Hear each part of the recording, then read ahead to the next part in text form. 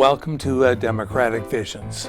Storyteller, author Loren Niemi, and radio and podcast wit Mike Gelfand have new projects, and we're going to learn about them later in the program. But first, we'll learn about historic author Douglas Wellman's new book, A Teenage Girl in Auschwitz. During the Second World War, 1.3 million mostly Jewish Europeans were deported from their homes to Auschwitz in southern Poland. German Nazis ran secret and horrific concentration and death camps in Central Europe. The Auschwitz-Birkenau cluster was the largest of them. This was the Holocaust. In just 4 years, 900,000 men, women, and children were gassed and cremated within hours of arriving by train. And 400,000 labored as slaves for the Nazi war machine. Most of these died of starvation, exhaustion, and disease. A Teenage Girl in Auschwitz is about one of those survivors. Douglas Wellman and I first met in the 1970s at Twin Cities Public Television. Doug went on to become a California-based television producer and director, a professor, chaplain, do-gooder, and author. He writes now from his home in St. George, Utah. I've written 5 books in the last 9 years. I wrote one prior one on World War II called Surviving Hiroshima, a young woman's story. And a colleague of mine who knew I wrote books but hadn't read any of them, she read Surviving Hiroshima and she called me. And she said, I went to college with a woman whose grandmother was taken to the Auschwitz concentration camp when she was 14 years old. Would you like to meet the family? Whoa, would I? And so that's what started this off. And it was like a treasure trove of material that I wouldn't otherwise have gotten. The family provided me with what pictures were available because, of course, the family pictures were all destroyed by the Nazis. But they also had interviews done by Graz University and the University of Southern California Shoah Foundation. And they arranged for me to be able to get my hands on that material. And so I had the subject of the story is Basha Freilich. The story of Basha's personal story is the story. It's the core of the book, but it also sets up a view into what the world was like for the Jews and other people during that horrible period. That's one of the things I like about this book, and I liked about your book on the survivors in the Hiroshima blast. You provide a historical context that's incredibly important, particularly for these kinds of books. And I thank you for doing that. Well, I had a bit of a battle over that, honestly. Because the issue is you and I and people of, our generation, we knew a lot about World War II. But, I also taught at a university out here and, World War what? Auschwitz, what, nobody knew. So I knew in order to adequately tell Basha's story, I was going to have to provide some context so that, readers would understand why this was happening. And that was a problem. I put that historical context in with Basha's story, and I ended up where I would have to stop her story and then fill in the historical part, and then 3 pages later, you'd come back to Basha. And I said, that's not working at all. So I put notes at the end of each chapter. And that is not what is traditionally done. You've done a number of interviews on A Teenage Girl in Auschwitz, and one of them you mentioned that sure, it's about Auschwitz and the atrocities that happened there, but it's also more about the inner strength of a teenage girl. and a promise she made. Maybe you can read a little bit from your book about that. Sure. Basha, she's 14 years old. I really can't get past that. 14 years old, and she found the inner strength to get through 2 years at Auschwitz with people trying to kill her every time she turned around. Incredible inner strength. And just as an aside here, Jeff, I believe we all have that inner strength. We don't necessarily always find it, though. It may take a crisis to pull it out, but boy, did she. And her mother was a very strong Zionist. They tried to get to the Middle East, but there were a lot of politics involved. When they were finally picked up to take them to Auschwitz, Basha's mother knew very well what was going to happen to them, at least to her and the two youngest boys. And she told Basha, "Promise me you will live to tell this story." And as this all unfolded, I believe that promise was what allowed Basha not to give up. In those days and in that culture, if a parent told a child to do something, they did it. And I don't believe if Hava, Basha's mother, if she hadn't made her make that promise, Basha just might not have made it. I tell people I wrote this book, first of all, because it's an important part of the historical record. That was number one. Number two was that this is such a glowing example of the inner strength of the human being that we don't see displayed hardly ever. But it's there. And to think that this 14-year-old girl pulled from her family could tap that part of her is truly amazing. And you look at that, and I tell, actually one of my agent was telling people that you got to get young girls to read this book so they know just how much they're capable of doing if they only realize it and try.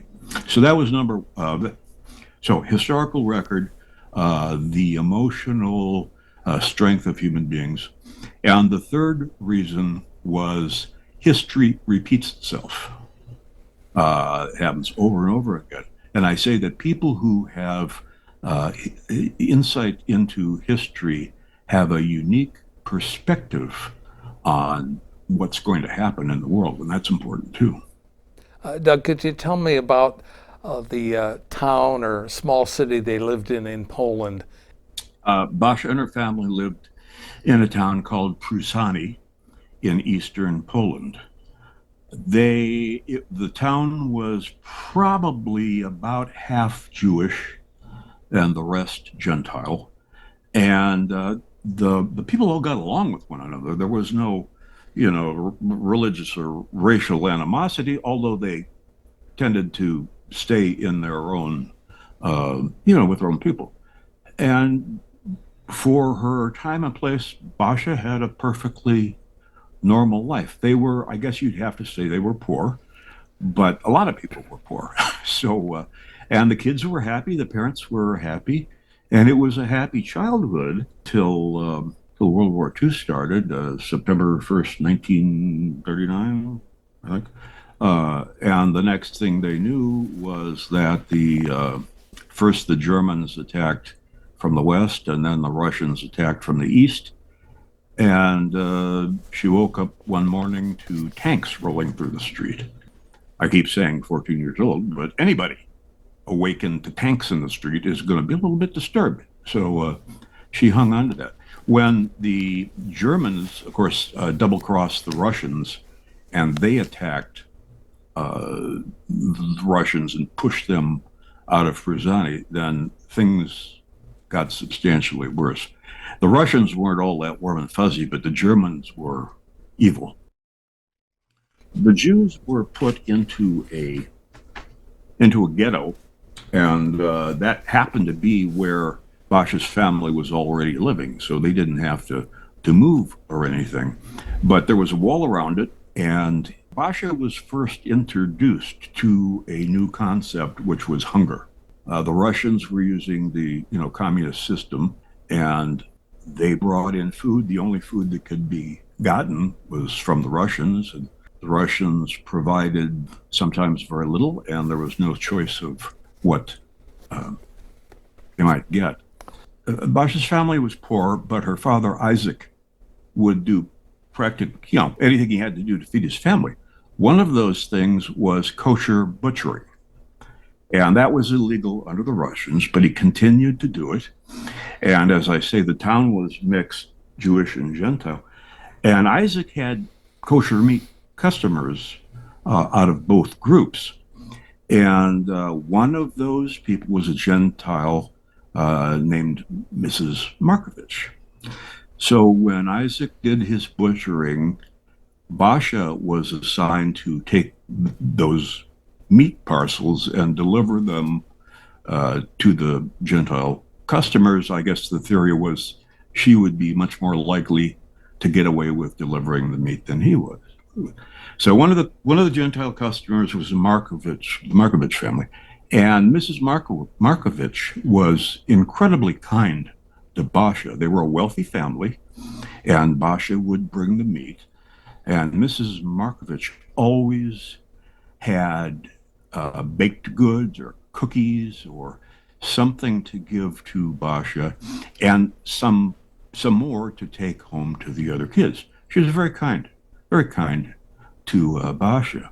Oh, and Mrs. Markovich would always make sure before she let Basha go back home that she was all bundled up, with her coat and everything pulled together properly so she wouldn't get cold. But then one day the Germans raided the ghetto and started to pack up people to send them to the prison camps. As the Nazis arrived at their house in the ghetto, Basha stepped out of the house with her grandfather. Her grandfather was an old man. He walked with a cane, and he was holding Basha's hand, hoping, I guess, to engender some kind of sympathy. The Nazis had no use for old men, so they shot him to death right on the doorstep. At their home. Right in their home, and right in front of the family.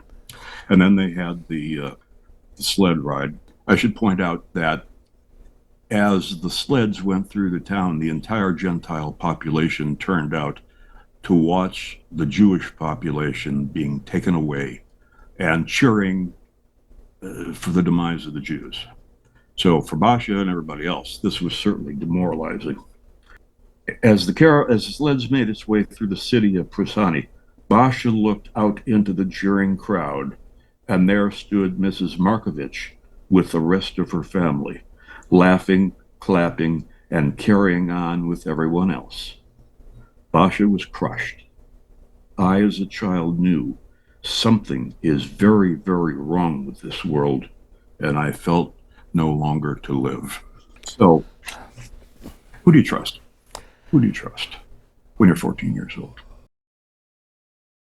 After this torturous, humiliating, freezing sleigh ride, they were taken to the railroad station and loaded onto animal boxcars called Güterwagons that had only one small window for ventilation. It had a screen over it. So if you were standing near the window, you froze. If you were in the middle, you suffocated. But in order to keep her spirits up, Basha's mother stepped in to try and be supportive. As they rode in the boxcars, Basha's mother, in an apparent attempt to cheer her up, told her to look outside. "My child, come stand on my shoulders and look out the little window and see what a beautiful world it is. It's worth living. In this world, it's a nice one." Basha rejected the idea, afraid that she would injure her mother. But her mother insisted, stood up and lifted her up high enough to see through the little window. As they passed through a town, Polish girls walked to the movie theater with German soldiers. Why are we different from them? Why are we different? She asked her mother. A Polish woman was walking with her child, and Basha shouted to her, begged her to throw her a snowball that they could use to eat for liquid. The woman looked at her, grabbed her child, and ran away. That, I don't know that this was hidden anti-Semitism or just general fear of the Germans for getting, too close to the Jews. But if you can imagine, well, clearly from Basha's words, she was totally demoralized and depressed, and obviously nobody else was very happy either. They lived in the town, and things were fine, and now they weren't fine. Not only the Germans, but their friends and neighbors had turned on them. It's a tough one. It was a 3-day journey, no food, no water, no toilet supplies. Some tried to escape by pushing the screen out in the car and jumping out the window, and that's when they discovered that there were SS troops on the roofs of all of these cars. And as they jumped off the train, they were all machine gunned to death. And Basha remembered as the train progressed, she could look out that window and see this trail of blood all the way across the countryside. When they arrive at Auschwitz on the train, they got off, and it got worse. It got worse. They got to Auschwitz at night, and when the SS guards opened the doors, it was like broad daylight. Light flooded the cars. They had a large embankment of large floodlights, and the SS guards came up and yelled at the Jews to get off the train immediately. And they had nightsticks and kicks and anything else they could use to get the people out of the cars and moving. Basha's youngest brother had been ill all the way on the train trip. He had a fever and he was just in bad shape. He jumped from the boxcar as ordered, and he fell down. He couldn't stand very well, but while he was down, he found an old dirty cup or something on the ground, and he filled it with snow. And as his mother got out of the car, he handed it to her, and he said, "Here, mother, take this. It will be a nice cool drink." And the SS guard walked up to him as he was doing this, pulled out his pistol and shot him in the head. So old people and young people right off the bat didn't fare well at all at Auschwitz. Now Hava, Basha's mother, she knew very clearly what was going to happen, and that's when she told Basha that she had to live. And as she was going through that story, the guards separated them, took the mother, Hava, and the two youngest brothers, took them away. Basha quickly fled to see if she could find her father and her other brothers, and she got to them, but only for a few moments, and then the guard pushed them away. Another Jewish girl that Basha knew said, come on, we've got to get in this other line over here. And so they ran to the appointed place, and Basha was desperately looking for her mother, and she saw her. Her mother was quite tall. She saw her about to get into a truck, and she was with the two kids. She was having trouble getting on the step of the truck, and an SS guard came over, hit her with a riot baton. She fell, and that was Basha's last image of her. So How did Basha survive? I mean, we've already talked about her promise to her mother. Did she have friends she could count on in Auschwitz? Push come to shove, I don't think there were any friends in there, because at some point it was going to be you or someone else, and people generally tried to defend themselves, to look out for themselves. Basha happened to be big for her age, and it appears to me, going through researching the records, it's a little bit confusing, but Basha was 14, but it appears that when the Nazis asked for her age, she told them she was 16. And because she was big, that was enough to squeak through and not be sent immediately to the gas chamber. And after that, it was just a question of figuring out what the right thing to do was at the right moment to stay alive. One of the things that Basha said was that when they were taken to their barracks, if a prisoner could survive for a few weeks without going crazy, then they had a chance of making it in the camp. But many of them simply lost their minds. They had a complete breakdown and were taken away at that point. So Basha had the inner strength to keep going, but she did have one friend actually toward the end of her stay there, a woman named Dorska Lubowitz, who, as this all worked out in the end, became her sister-in-law.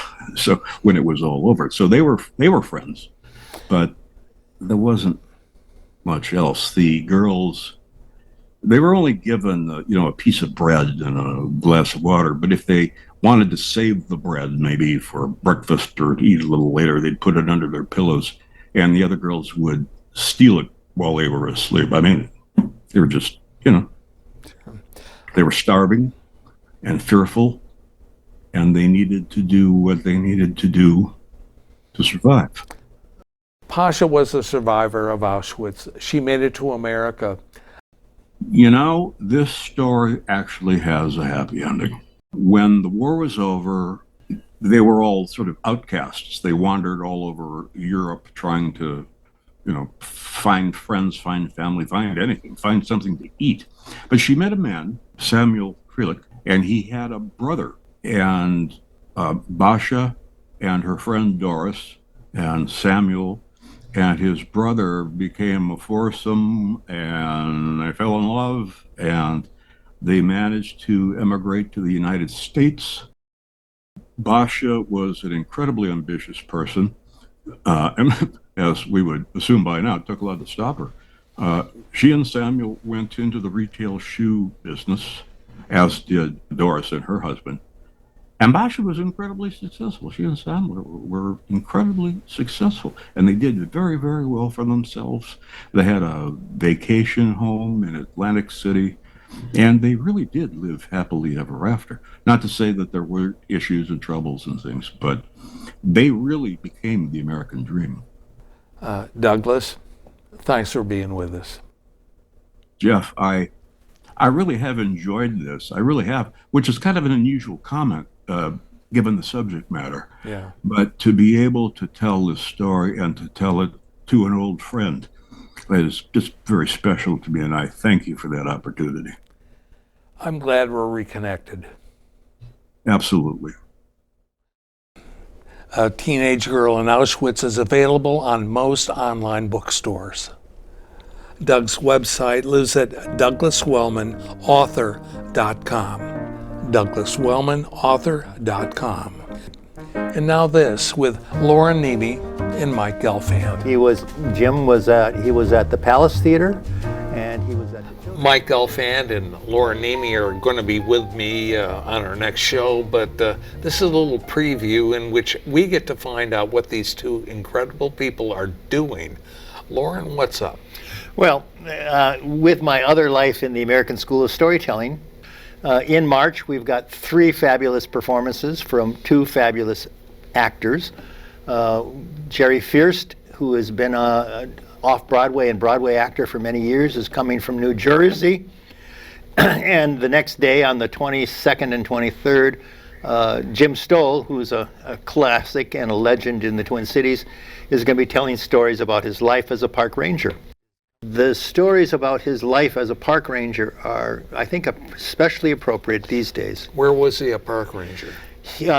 For 20 years up at the Apostle Islands. Really? Yeah, he was the park ranger at the Raspberry Island Lighthouse. And remind me where these are going to happen. They're going to happen at the American School of Storytelling, which is at 1762 Hennepin Avenue, just a block south of the Walker Art Center. And anything else beyond that? Beyond that, yeah, life goes on, you know. It does, yeah. I'm writing stories. I'm looking for publishers, so. Thanks, Loren. Mike, what's up with you? Well, you know, I do some podcasting, and I'm working on a memoir, which may never get published, but it's a good way to vent. Beyond that, it's the usual. It's despair, remorse, hopelessness, and of course, physical comedy. Oh, sure, of course, yeah. But tell a little bit about the memoir. What's it about? Well, it's about, you know, a family that is experiences a lot of tragedy, and my dad is, he brings things along. Your dad's name is Lou. Yeah, Lou Gelfand. Yeah, he was a sports writer when he was very young, and he worked in Tulsa, but then he moved here to Minneapolis. Yeah. Because Minneapolis is the one city that's worse to Jews than Tulsa. So naturally he came here. Okay. That was back in the day, you know. Yeah. And but eventually he went into public relations, and then he wound up, of course, doing public relations of a kind at the Minneapolis Tribune. He was the reader ombudsman. Yeah, for so a people while. called Yeah. him up and, you know, told him what a dick he was, and Oh, they loved him. no, they did. They did. My Okay. dad was great at that job. Yeah, okay. Yeah, and because he agreed with them. If people would call up and say, you know, talk about a story and criticize it, my dad would usually agree with them because there was no point in arguing with them. Mm-hmm. So people liked him. He was a likable guy until he got dementia. So when's the book going to come out? When I feel like it. Yeah, good. I like that stuff. Well, that's all for now. We'll see you next time. Thanks for being with us.